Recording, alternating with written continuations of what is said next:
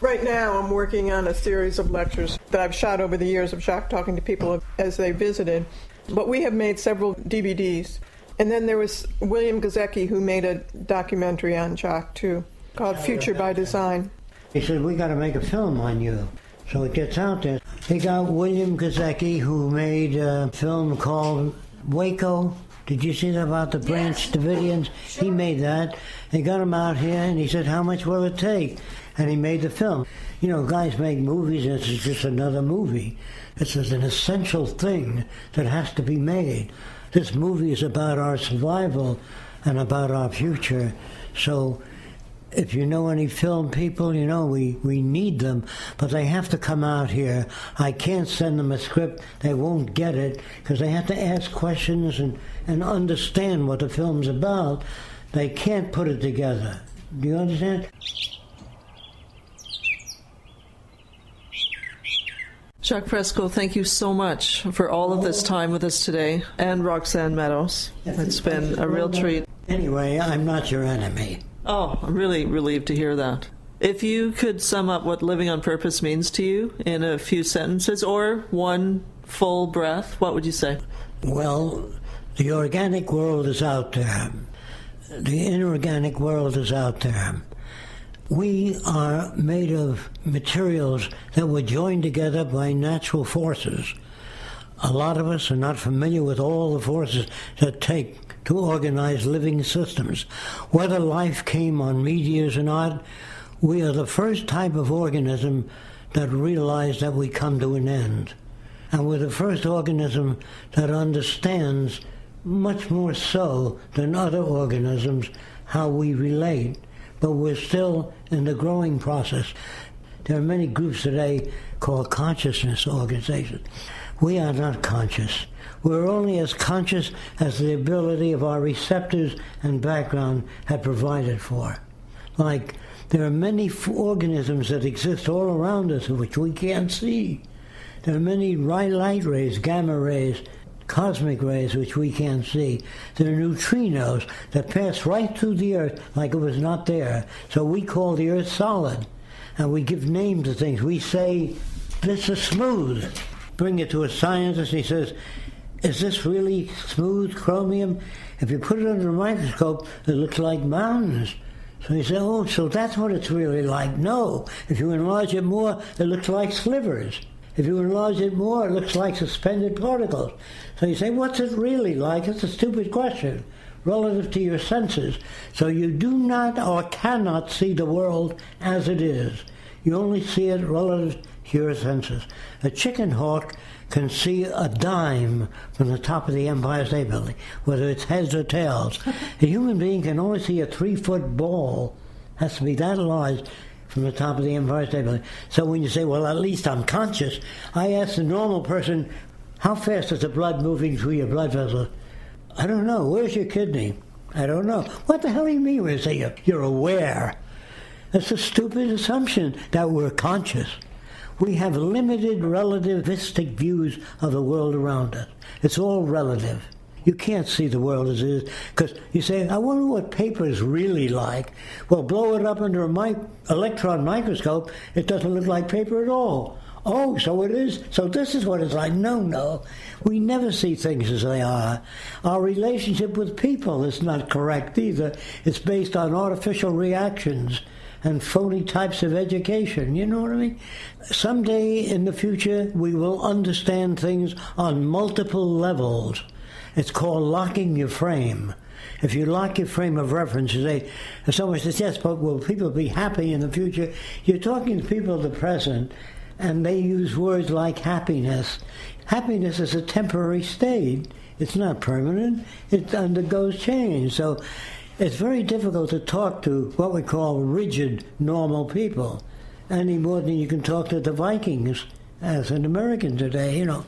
So what is sound is that we understand that we only perceive the world with our senses, not as it is, but as we are able to interpret it.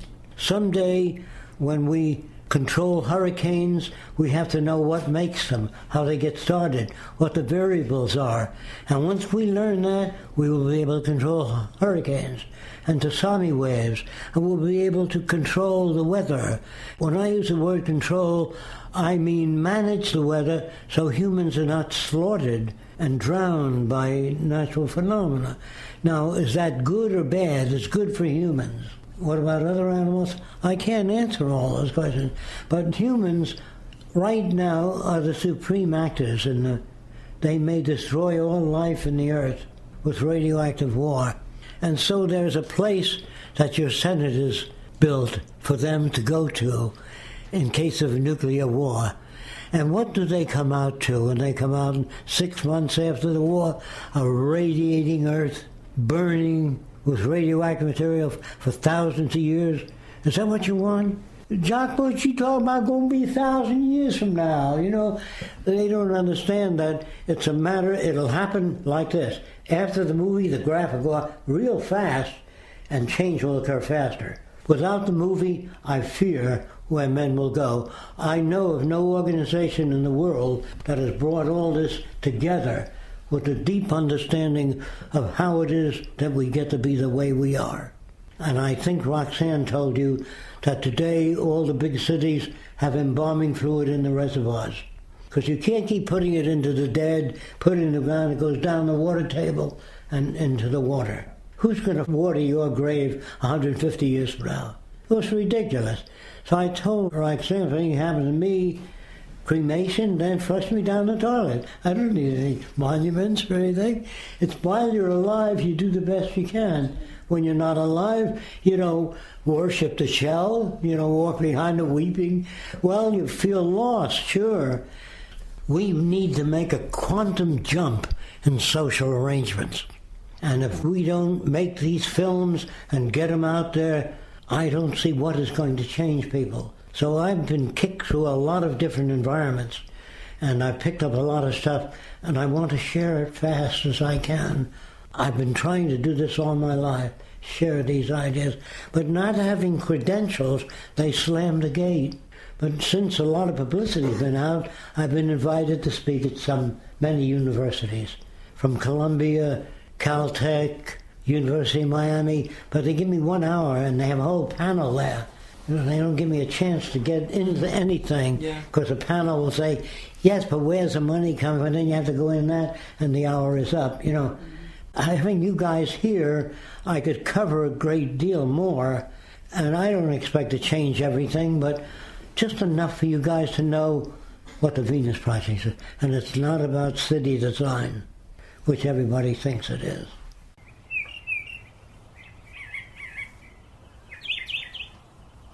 As long as I use my time this way, I feel okay. But if you start thinking about, I'm getting old, I'm going to die soon, what the hell does that do for you? Nothing. So while you're alive, even if you live to be 30 years old and do wonderful constructive things, you lived a good life. When a guy comes up to me and he says, I'm 78 years old, I say, so what? What does it matter? It's not how long you live, it's the quality of your life. Does that make sense to you? I don't know how much sense it'll make to other people, but this is it. I never think in terms of getting older. I think in terms of, hey, that's a new thing I'd like to work on, or I'd like to tackle that. I don't think about those things. Yeah. They don't concern me. Thanks, Jacque Fresco. Thank you for the opportunity. Thank everybody out there for the opportunity for even listening to me.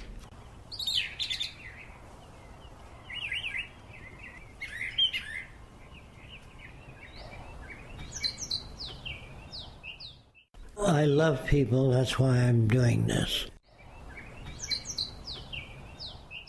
TheVenusProject.com. So the world I'm talking about is not like this world at all. People today should be able to make the change faster because they've seen more change.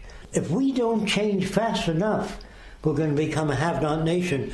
We may already have been headed that way. What this system is really the intelligent management of Earth's resources for everyone's advantage and for the environment.